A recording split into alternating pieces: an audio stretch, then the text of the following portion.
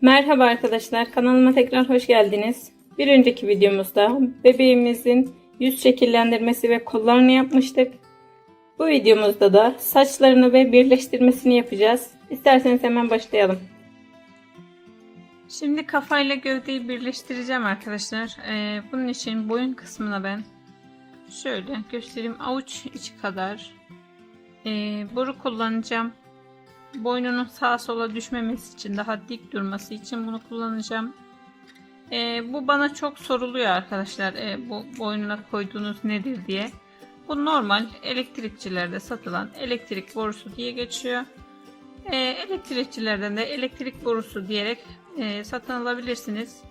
Normal yani elektrik borusu. Şöyle avuç içi kadar. Önce biraz kafadan boşluk açıyorum.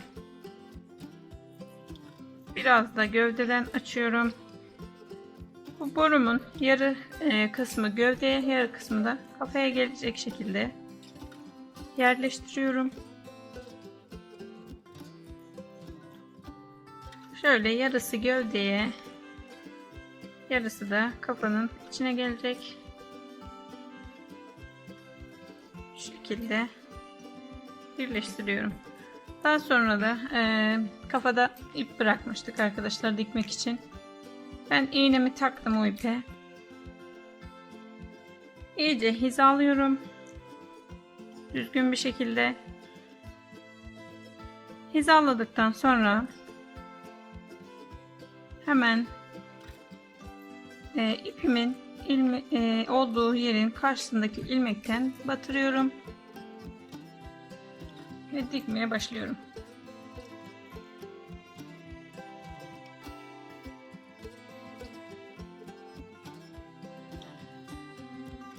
Bir ilmek kafadan alıyorum.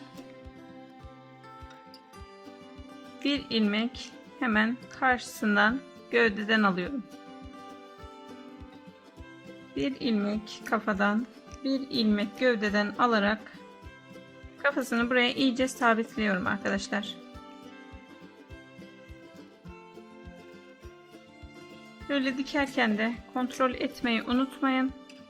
Kafası sağa sola kayıp yamuk olmasın. Hizalı bir şekilde bir ilmek kafadan, hemen bir ilmek karşısından gövdeden alarak dikiyorum.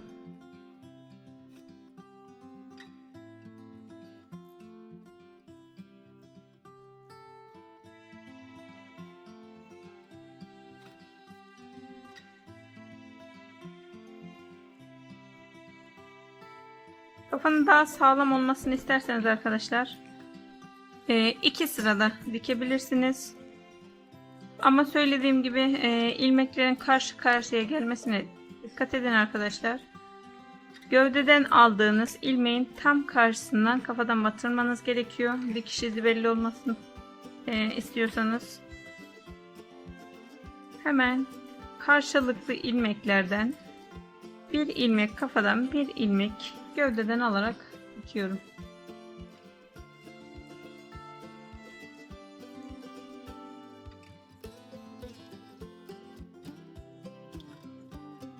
Bebeğimin kafasını söylediğim gibi hizalı şekilde diktim arkadaşlar. Şimdi kollarını dikeceğim. Kollarını da hemen şöyle sayıyorum. 1, 2, 3, 4, 5, 6, 7, 8, 9 ve 10. sıralar arasına dikeceğim arkadaşlar. Boyundan aşağıya doğru saydım, yani diktiğim yerden aşağı doğru 9 sıra saydım. 9 ve 10. sıralar arasına dikeceğim. Şöyle kolu bacakla hizalı bir şekilde koyuyorum. Tam ipimin karşısına gelen yerden iğnemi batırıp kolu buraya dikiyorum. Bunda yine aynı şekilde arkadaşlar bir koldan bir gövdeden alarak dikeceğim.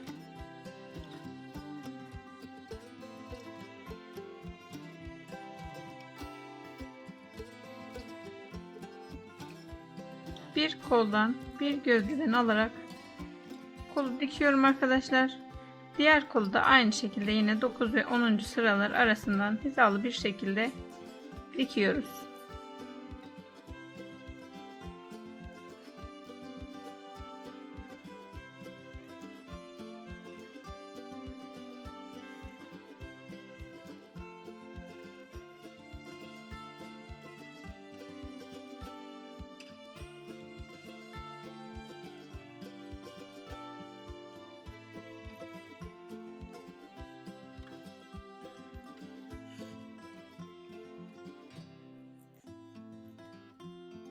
Diğer kolunu söylediğim şekilde diktim arkadaşlar.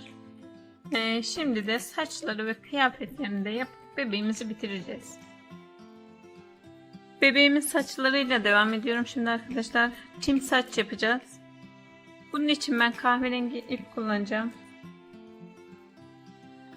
Öncelikle yine sihirli halkamızı yapıyoruz. Halkamın içine 6 sık iğne yapıyorum. Sık iğneleri çok sıkı yapmayın arkadaşlar. Daha sonra üst sıraya geçtiğimizde zorluk olmasın. Sihirli halkamın içine 6 sık iğne yapıyorum.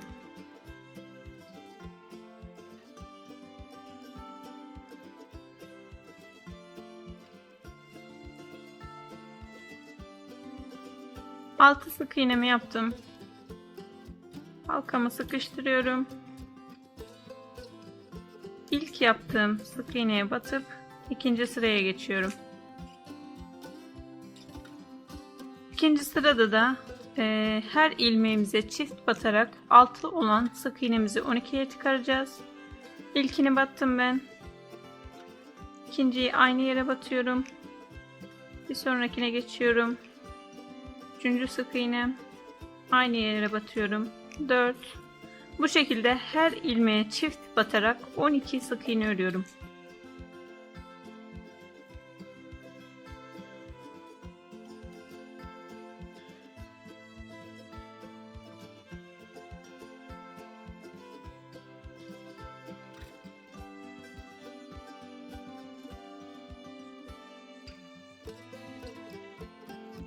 Her ilmeğe çift batarak 12 sık iğnemi ördüm arkadaşlar. 3. sıraya geldim. Bu sırada bir ip ya da ilmek belirleyici ile sıranızı belirleyebilirsiniz karıştırmamak için. Bu sırada arkadaşlar saçları yapmaya başlayacağız.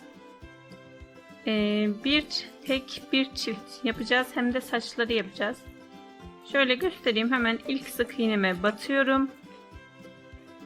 İlmeğimi almadım, ipimi.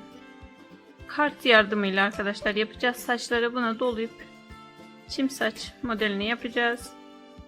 Şöyle ilk sık iğneme batıyorum. Bakın tığıma hiç ip almadım. Kartımı getiriyorum. İpimi kartıma şu şekilde doluyorum bir kez. Buradan tığıma ipi alıyorum. İlmeğimin içinden geçirip sık iğne yapıyorum. Bu şekilde karta dolayarak yapıyoruz arkadaşlar. Saçları hangi boyda isterseniz o boya uygun bir şeyle yapabilirsiniz. Küçük not defteri de olabilir. Daha uzun yapabileceğiniz bir şey de olabilir. İlkini yaptım arkadaşlar. Tek batmıştım. İkinci sık iğneme geçiyorum. Tığımı batırdım. İpimi doluyorum kartıma. İpimi buradan alıyorum. İlmeğimin içinden geçirdim. Ve sık iğne yapıyorum. Tekrar aynı yere batıyorum. İpimi doladım. Tığımı, ipimi alıyorum. İlmeğimin içinden geçirip sık iğne yapıyorum. Şimdi bir tek bir çift yapmış olduk. Tekrar bir sonrakine batıyorum. Bunda tek batacağız. İpimi doladım. İlmeğimin içinden geçiriyorum. Ve sık iğne yapıyorum. Tek yaptım. Şimdi bir sonrakine çift batacağım. Hemen sıradaki ilmeğime batıyorum. İpimi doladım. Tığımı aldım, içeriye geçirdim ilmeğimden. ve sık iğne yapıyorum. Tekrar aynı yere batıyorum. İpimi doladım. İlmeğimin içinden geçirip sık iğne yapıyorum. Bir tek bir çift yapıyorum bu sırada. Bunu yaparken de ipimi doluyorum her tığımı batırdığımda. Yine çift yaptık. Sırada tek ilmeğimiz var. Hemen bir sonraki sık iğneye batıyorum. İpimi doladım. İlmeğimin içinden geçirip sık iğne yapıyorum. Şimdi bir sonrakine çift batıyorum. Yine aynı şekilde ipimi doladım. Tekrar aynı yere batıyorum. İpimi doluyorum. Sık iğne yapıyorum. İlmeklerimize bir tek bir çift olarak batacağız arkadaşlar. Yani normalde kafa yaparken ya da ne bileyim başka bir şey yaparken bir tek bir çift, iki tek bir çift olarak gidiyoruz. Burada farklı olarak battığımız zaman sadece karta ipimizi dolayıp öyle sık iğne yapıyoruz. Farklılık olarak sadece saç ekmiş oluyoruz. Şimdi tek batıyorum. İpimi doladım ve sık iğne yapıyorum. Bir sonraki sık iğneme çift batacağım. İpimi doladım. İlmeğimin içinden geçirip sık iğne yapıyorum. Aynı yere batıyorum. İpimi doluyorum ve sık iğne yapıyorum. Bir tek bir çift yaparak hem de ipimizi doluyoruz ve saçlarımızı ekmiş oluyoruz. Baktığınız zaman arkadaşlar böyle videoda izlediğiniz zaman da zor görünebilir ama gerçekten çok basit bir saç modeli. Diğer saçlara göre bence en basiti bu arkadaşlar. Yani normal örgü örerken sadece farklılık olarak yaptığınız şey sık iğneye battığınızda hiç tığa ipi almadan bir kez karta doluyoruz ve öyle alıp sık iğne yapıyoruz. Sadece yaptığımız işlem bu arkadaşlar. Böyle sıra sonuna gelene kadar bir tek bir çift batıp ipimi de dolayarak bu sıramı tamamlıyorum. Tek olarak battım.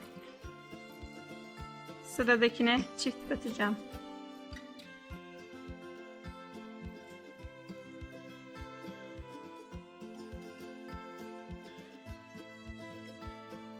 İlk sırayı yaptığınızda zaten arkadaşlar anlayacaksınız. Gayet basit. Eliniz biraz alıştığında daha da kolay olacak.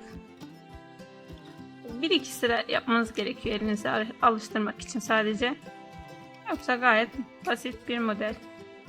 Bu şekilde bir tek bir çift batarak hem de ipimi dolayarak bu sıramı tamamlıyorum.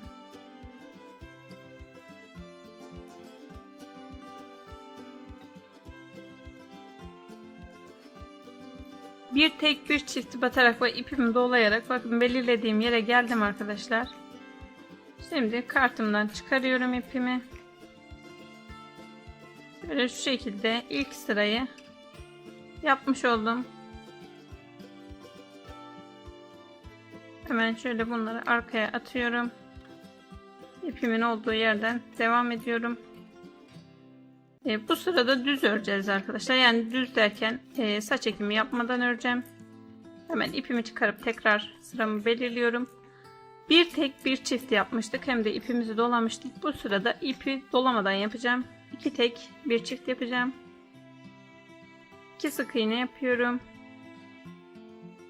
Bir sonrakine çift batıp arttırma yapıyorum. Tekrar 2 sık iğne örüyorum. Bir sonrakine çift batıp arttırma yapıyorum. Sıralara hep bu şekilde devam edeceğiz arkadaşlar. Arttırmalarımız devam edecek ama bir sırada saç yapacağız, bir sırada yapmayacağız.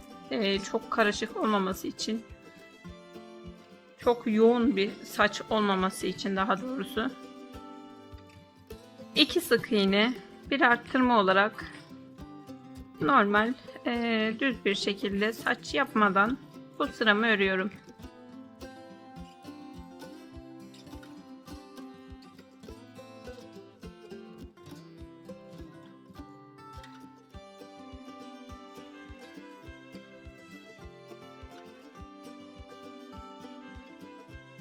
İki sık iğne, bir arttırma olarak sıramı tamamladım. Hemen bir üst sıraya geçiyorum. Bu sırada da yine sıramızı belirleyeceğiz. Bu sırada yine saç yapacağız arkadaşlar. Hemen ilk sık iğneme batıyorum. Bakın tığıma hiç ip almadım. Kartımı alıyorum. Şöyle bir tur dolandırıyorum. Tığımı, ipimi alıyorum buradan. İlmeğimin içinden geçirip sık iğne yapıyorum. Bu sırada da 3 sık iğne, bir arttırma yapacağız. Her battığımızda da yine ipi dolayacağız arkadaşlar. Bir sonrakine batıyorum. 3 tek bir arttırma yapacağız yani. Bir sonrakine battım. İpimi doladım. İpimi, tığımı alıp ilmeğimden geçiriyorum. Sık iğne yapıyorum. Üçüncü sık iğneme tek batıyorum yine. İpimi doladım. İlmeğimin içinden geçiriyorum. Sık iğne yapıyorum. Dördüncü sık iğneme çift batacağım. Yani 3 sık iğne, bir arttırma yapacağız. Dördüncü ilmeğime de battım. İpimi doladım. Ve sık iğne yaptım. Aynı yere batıyorum. İpimi doluyorum. Sık iğne yapıyorum. 3 sık iğne, bir arttırma olarak hem de ipimizi de dolayarak bu sıramızı da tamamlıyoruz. Şöyle göstereyim. Tığımı batırıyorum. İpimi doluyorum.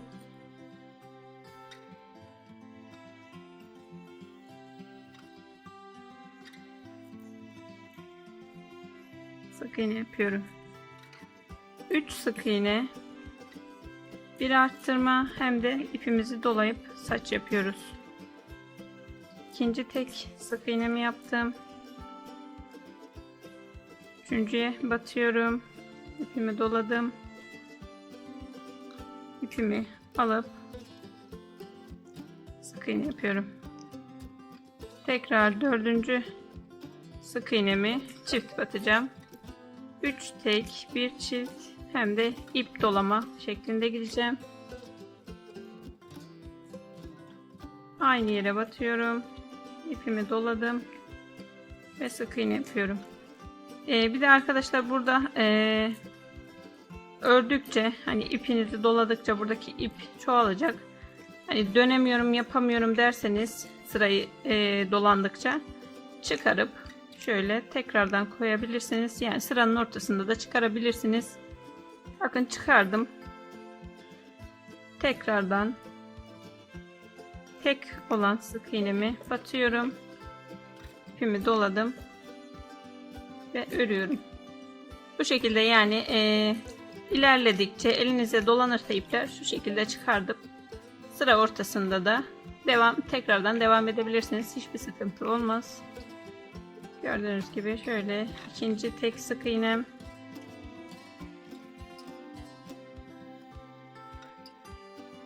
Üçüncü tek sık iğnem.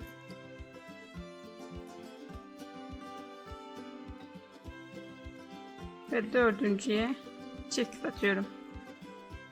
3 sık iğne, bir arttırma, yani 3 tek bir arttırma olarak bu sıramı da tamamlıyorum.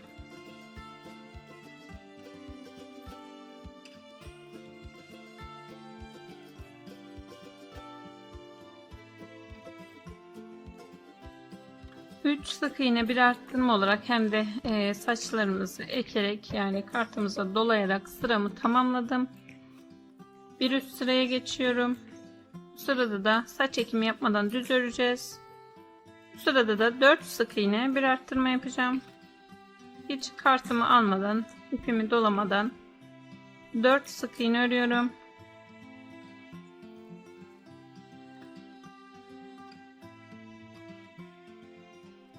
Dört sık iğnemi ördüm. Bir arttırma yapıyorum. Tekrar 4 sık iğne örüyorum.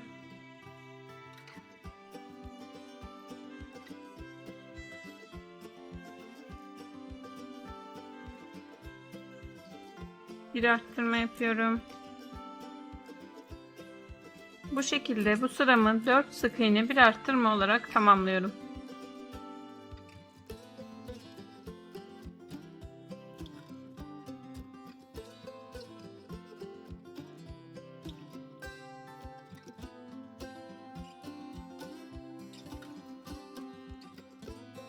Dört sık iğne bir arttırma olarak bu sıramı da tamamladım arkadaşlar. Bu bizim 6. sıramızdı. 7. sıraya geçiyorum. 7. sırada da yine ipimizi dolayıp saçlarını yapacağız. Tekrar sıramı belirliyorum. Bu sırada da saçları nasıl doladığımı yine göstereceğim arkadaşlar. Daha sonra da anlatacağım. Video dışında devam edeceğim. Çünkü aynı mantık üzerinden gidiyor. Şöyle hemen ilk sık iğneme battım. Kartımı alıyorum. İpimi bir tur dolandırıyorum kartımın etrafında. Ve sık iğne yapıyorum. Tekrar sık iğneme battım. İpimi doluyorum. Ve sık iğne yapıyorum. Üçüncü kez sık iğneme batıyorum. İpimi doluyorum.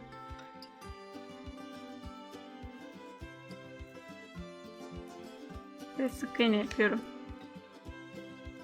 Dördüncü kez batıyorum. İpimi doladım.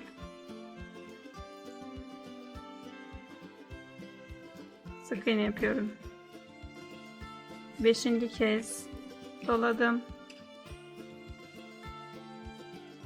Sık iğne yaptım. 5 kez tek battım arkadaşlar. 6. sık iğneme çift batacağım. İpimi doladım. İlmeğimin içinden geçiriyorum ve sık iğne yapıyorum. Aynı yere batıyorum. İpimi doladım. İlmeğimin içinden geçirip sık iğne yapıyorum. Dediğim gibi arkadaşlar burada zorlanırsanız eğer ipi dolamakta şöyle sıyırıp tekrardan böyle koyup devam edebilirsiniz. Sadece sıra başlarını karıştırmamanız önemli. Şimdi arkadaşlar bir sıra düz örüyoruz, bir sıra ip doluyoruz. Şu an biz 7. sıradayız. 7. sıramızda 5 sık iğne bir arttırma olarak saç ekimine de devam edeceğiz. Bir sonraki sırada 8. sırada yani 6 sık iğne bir arttırmayı düz olarak yapacağız. 9. sırada 7 sık iğne bir arttırmayı ip dolayarak,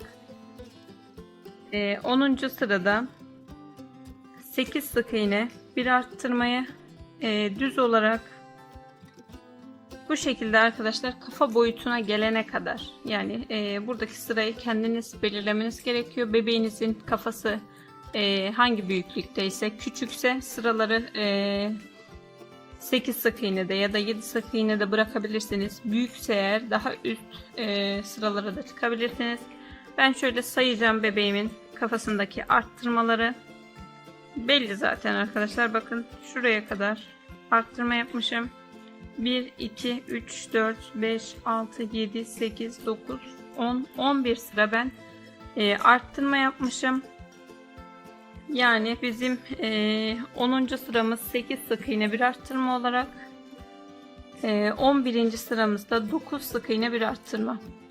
9 sık iğne bir arttırma sırasına gelene kadar arkadaşlar bir sıra düz, bir sıra arttırma yani ip dolama şeklinde devam edeceğim. Söylediğim gibi şu an 5 sık iğne bir arttırma yapıyoruz ve 7. sıradayız. 11. sıraya gelene kadar arttırmalarımıza devam ediyoruz. 6 sık iğne bir arttırmayı düz örüyoruz 8. sırada. 9. sırada 7 sık iğne bir arttırmayı ip dolayarak, 10. sırada 8 sık iğne bir arttırmayı düz olarak ve 11. sırada da 9 sık iğne bir arttırmayı ip dolayarak yapıyoruz. Daha sonra da birkaç sıramız kalacak arkadaşlar. Onları da söylemek için tekrar döneceğim. 5 sık iğne bir arttırma olarak bırakmıştık arkadaşlar. 7. sıradaydık. 11. sıra sonuna geldim ben. Yani şu an 9 sık iğne bir arttırma yapıp bitirdim. Bu sıralarımı yaparken de yine söylediğim gibi arkadaşlar, bir sıra düz, bir sıra ip dolayarak yaptım. Şu an 9 sık iğne bir arttırmadayım ve 11. sıradayım. Ben bebeğimin kafasına ölçtüm bunu arkadaşlar. Bir sıra daha arttırma yapmaya karar verdim. Yani 9 sık iğne bir arttırmamı şöyle ip dolayarak yapmıştım. 12. sıramda 10 sık iğne bir arttırma yapacağım. Bu sıramı da yine düz şekilde öreceğim. Yani ipimi dolamadan düz bir şekilde 10 sık iğne bir arttırma yapıyorum. Sıralarımı söylediğim gibi hep arttırma şeklinde devam ettik. 5 sık iğne bir arttırma, 6, 7, 8 diye devam ettik. Bunları yaparken de bir sıra düz ördük. Bir sırasını ip dolayarak saç ekimi yaparak ördük arkadaşlar. Şu an 12. sıradayım. 12. sıramızda da düz bir şekilde 10 sık iğne bir arttırma yapıyorum. İpimi dolamadan 10 sık iğne örüyorum.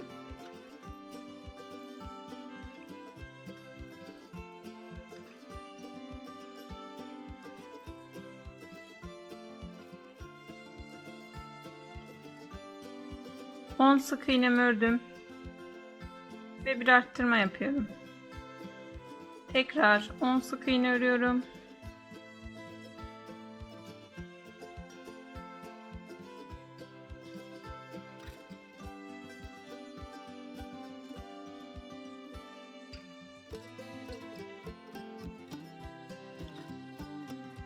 On sık iğnemi ördüm ve bir arttırma yapıyorum. Bu şekilde arkadaşlar 12. sıramızı da 10 sık iğne bir arttırma olarak tamamlıyorum.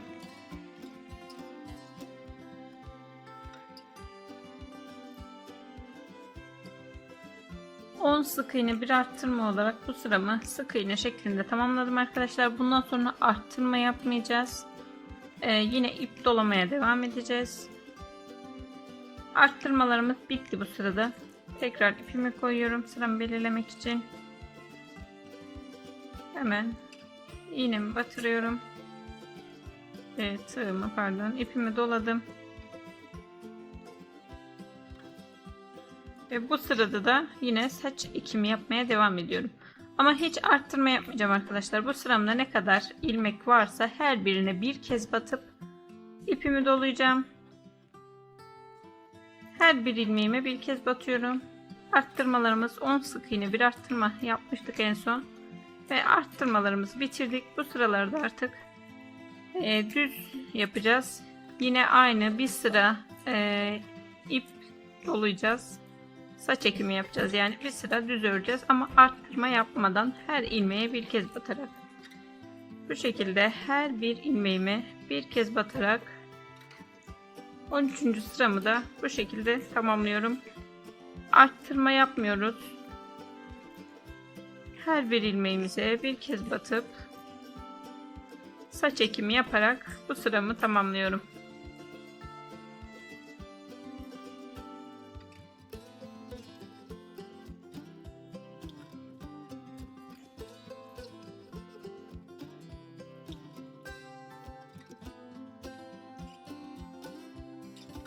On üçüncü sıramı da tamamladım arkadaşlar. 13. sıramda da her ilmeğe bir ilmek yaparak hem de ipimi dolayarak yaptım. Hiç arttırma yapmadan. Dediğim gibi bundan sonra arttırma yok. Ama yine bir sıra ip doluyoruz. Bir sıra düz örüyoruz. 14. sıradayım. 14. sıramda da her ilmeğe bir kez batarak sık iğne yapıyorum. Bu sırada da yine saç ekimi yapmıyorum. İpimi dolamıyorum.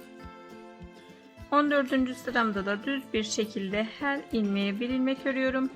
Bundan sonraki sıralarda yine aynı şekilde devam edecek arkadaşlar. Yani bir sıra ip dolayacağım, bir sıra düz öreceğim. Arttırma yapmadan bu şekilde tamamlayacağım. Bundan sonra kaç sıra öreceğimi bebeğimin kafasına deneyerek karar vereceğim arkadaşlar. O yüzden ben video dışında yapacağım. Daha sonra da size kaç sıra ördüğümü söylerim. Şu an 14. sıramdayım. 14. sıramda her ilmeğe bir ilmek batarak sık iğne şeklinde yapıyorum. 15'te yine her ilmeğe bir ilmek yapıp ip dolayacağız. 16'da düz, 17'de yine ip dolayacağız. Düz bir şekilde bu şekilde devam edeceğim arkadaşlar.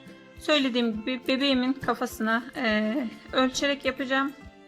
O yüzden şu an sıra sayısı veremiyorum. Bir sıra düz, bir sıra ip dolayarak bebeğimin kafasına nasıl olursa, nasıl uygun gelirse o kadar sıra öreceğim. Daha sonra da size ördüğüm sırayı da yine söylerim arkadaşlar. Ben video dışında devam edip sıra sayılarını da size söylemek için geliyorum. Bebeğimin saçını tamamladım ben arkadaşlar. Söylemiştim size. Sıra sayıları belli değil. Video dışında tamamlayıp bebeğimin kafasına ölçüp öyle karar vereceğim demiştim. Ben 19 sıra ördüm arkadaşlar. Yani şu orta kısımdan saydığınızda 1, 2, 3, 4, 5, 6, 7, 8, 9, 10, 11, 12, 13, 14, 15, 16, 17, 18 ve 19. Ben 19 sıra ördüm arkadaşlar. Bebeğimin kafasına böyle denk geldi. Böyle güzel oldu. Sizin bebeğiniz küçükse sayısını daha az ya da büyükse daha da fazla yapabilirsiniz. Benim bebeğimin kafasına bu sayılarda tamam oldu. Son sıram arkadaşlar şurayı söyleyeyim. Bir sırada normal sık iğne yapıyorduk. Bir sırada ip doluyorduk. Son sıramızın ip dolama şeklinde bitmesi gerekiyor arkadaşlar. Sık iğne değil de ip dolama şeklinde bitmesi gerekiyor. Çünkü bebeğimizin kafasında uç kısmından dikeceğimiz için sık iğneler güzel gözükmüyor. O yüzden son sıramız ip dolalı sıra olması gerekiyor. Şimdi bebeğimin kafasına ben bunu güzelce yerleştireceğim. Daha sonra da hemen şuradan göstereyim. Son bitirme şeklini. Bitirirken arkadaşlar hemen son sık iğneme batıyorum. İlmek kaydırma yapıyorum. Bir zincir çekiyorum ve dikmek için ipimi uzun bırakarak koparıyorum. Daha sonra da bu tığımdan ipimi çekerek çıkarıyorum. Şimdi bunu bebeğimizin kafasına güzelce oturtacağız. Toplu iğne ile de güzelce sabitleyip bebeğimizin kafasını dikeceğiz arkadaşlar.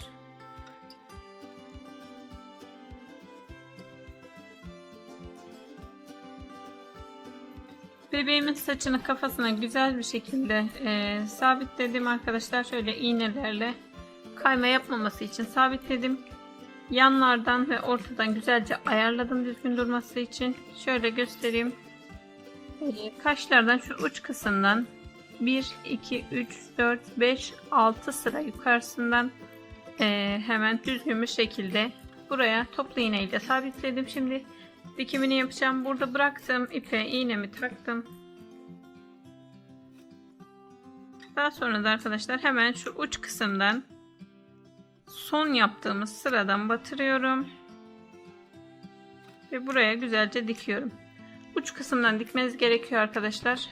Ortalardan alırsanız ilmekleri düzgün durmaz, potluk oluşur. O yüzden hemen son sıradan dikmemiz gerekiyor. Şu bakın. Son yaptığımız sıradan hemen ilmeklerin arasından geçirip bebeğimizin saçını güzelce sabitliyoruz.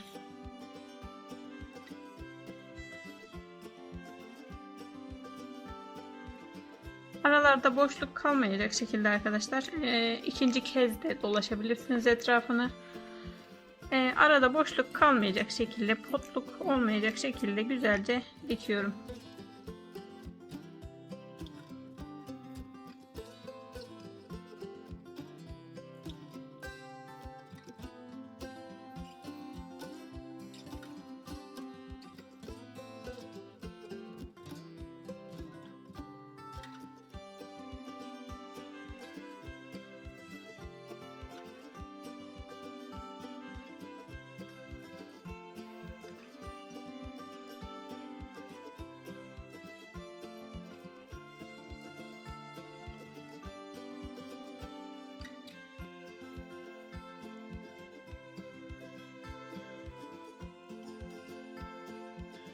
Bebeğimin saçlarını arada boşluk kalmayacak şekilde diktim arkadaşlar. Şöyle göstereyim. Elimizle de düzeltmeler yapıyoruz. Saçlarını bitirdik arkadaşlar. Şimdi kalan parçalarıyla devam ediyoruz. Bu videomuzda bebeğimizin birleştirmesini ve saçlarını ördük arkadaşlar. Bir sonraki videoda da kalan parçalarıyla devam edeceğiz. Bir sonraki videoda görüşmek üzere. Hoşça kalın.